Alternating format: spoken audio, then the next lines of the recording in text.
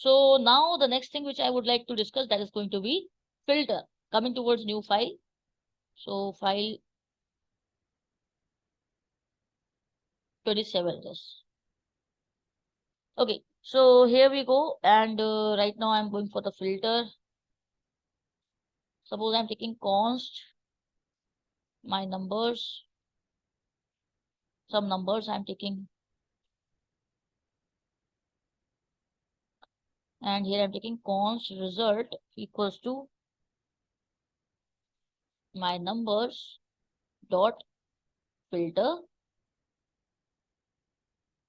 And what filter is doing, simply you can see it's written also the syntax and all. The filter method creates a new array filled with elements that pass a text provided by a function. Okay, so simply here I'm taking filter, the array, and I'm using the arrow function here.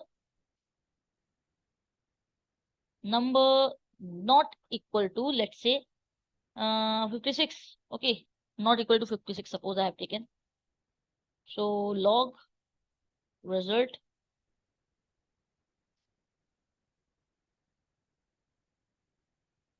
and here you can see 56 was actually not there. So not equal to 56 is actually returning as everything here. And if I take some number which was present, let's say it is 65.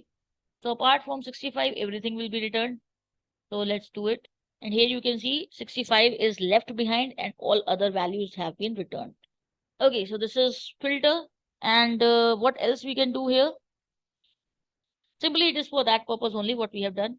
So if I just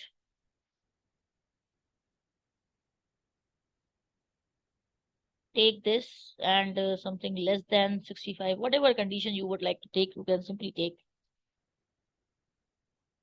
So the values which would be less than 56, sorry, 65, they are getting returned. So filter will be definitely filtering.